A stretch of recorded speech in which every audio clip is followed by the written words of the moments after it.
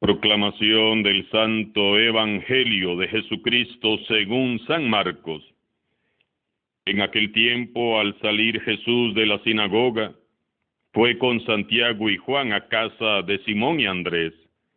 La suegra de Simón estaba en cama con fiebre, y enseguida le avisaron a Jesús. Él se le acercó y tomándola de la mano la levantó. En ese momento se le quitó la fiebre y se puso a servirles. Al atardecer, cuando el sol se ponía, le llevaron a todos los enfermos y poseídos del demonio, y todo el pueblo se apiñó junto a la puerta. Curó a muchos enfermos de diversos males y expulsó a muchos demonios, pero no dejó que los demonios hablaran, porque sabían quién era él. De madrugada, cuando todavía estaba muy oscuro, Jesús se levantó, salió y se fue a un lugar solitario donde se puso a orar. Simón y sus compañeros lo fueron a buscar, y al encontrarlo le dijeron: «Todos te andan buscando». Él les dijo: «Vamos a los pueblos cercanos para predicar también allá el Evangelio, pues para eso hemos venido». Y recorrió toda Galilea, predicando en las sinagogas y expulsando a los demonios. Palabra del Señor.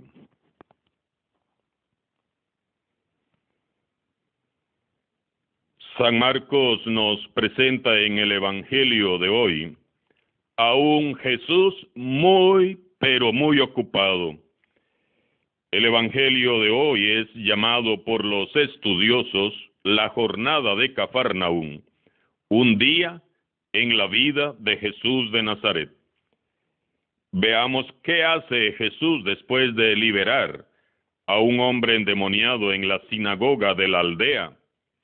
Va a la casa de Simón Pedro con sus discípulos. Allí sana a la suegra de Simón, que tenía fiebre, y ella puede entonces servirles. Luego, al atardecer, sana a muchos enfermos que le llevan, y el evangelista anota que la gente se agolpaba a la puerta de la casa. Viene la noche, todos descansan, pero Jesús aprovecha el silencio y la tranquilidad de la madrugada y va a un sitio solitario para orar. Allí le encuentran sus discípulos, que salen a buscarlo. Quieren retenerlo en el pueblo, pero Jesús les dice que debe salir a predicar en los pueblos vecinos. Así lo hace, liberando también a muchos endemoniados. Ese día fue un día en la vida de Jesús. Ir al templo, liberar, salir, entrar en la casa, sanar, orar, predicar, sanar. Son las acciones de Jesús en su jornada. Como cualquier otro judío, Jesús ha pasado la mañana en la sinagoga, proclamando la palabra y predicando con autoridad y haciendo callar a los espíritus inmundos. Recordemos que ese fue el evangelio que meditamos ayer. Y hoy prosigue el relato y se nos dice que, saliendo de la sinagoga, se marcha a la casa de Simón y Andrés.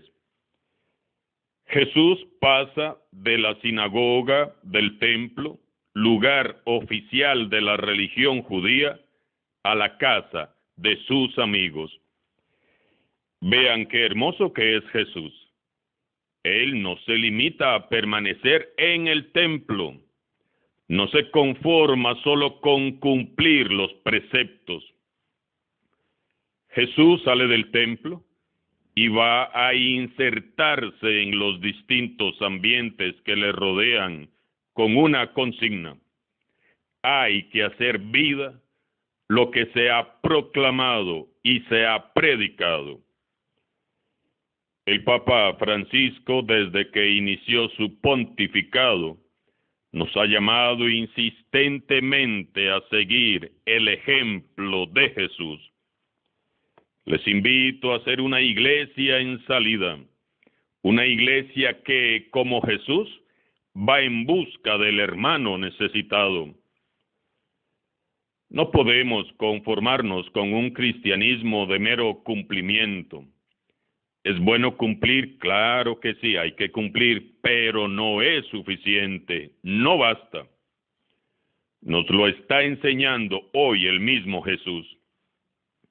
Debemos de movernos, desinstalarnos, salir de nosotros mismos, de nuestro confort y comodidad, y trasladarnos a las periferias de nuestras comunidades para hacer extensivo a todos, sin excepción, el anuncio del reino de Dios que se nos comparte cada día y en cada Eucaristía.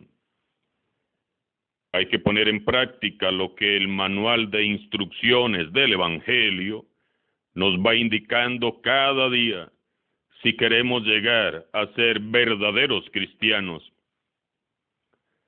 Al entrar en la casa, los discípulos le hablan a Jesús de la suegra de Simón Pedro. Es una señora quizás mayor que no puede salir a recibirlos porque está postrada en cama con fiebre. Jesús, por su parte, no necesita saber nada más. Hay una enferma. Su corazón se inunda de compasión. Él tiene que actuar de inmediato. San Marcos nos describe con todo detalle los gestos de Jesús con la mujer enferma. Cada detalle encierra un mensaje. Dice que Jesús se acercó. Es lo primero que Él hace siempre. Acercarse a los que sufren, mirar de cerca sus rostros y sentir compasión ante su sufrimiento. No es lo mismo ayudar desde lejos que acercarse. No es lo mismo decir, yo lo acompaño espiritualmente, que ir y estar presente con el necesitado. Luego, la tomó de la mano. Jesús no solo se acerca, sino que toca a la enferma. No teme romper las reglas de pureza que le prohíben tocar a una mujer, y más aún si está enferma. Para Jesús es muy importante restaurar la dignidad de las personas. Él quiere que aquella mujer experimente su fuerza sanadora desde lo interior, de su ser, desde el espíritu. La mayoría de las enfermedades solo son el eco de lo que el alma calla. La mujer tenía fiebre. La fiebre, todos lo sabemos, es solo un síntoma. La fiebre no es una enfermedad. La fiebre nos indica que algo no anda bien en nuestro organismo.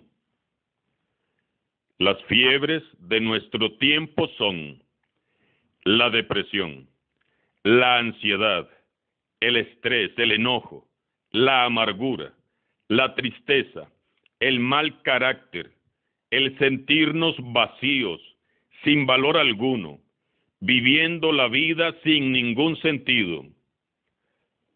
Son fiebres que cuando aparecen revelan que algo en nuestra alma no anda bien. Si este es tu caso, te anuncio que Jesús quiere que también experimentes hoy su fuerza sanadora desde lo interior de tu ser, de tu espíritu.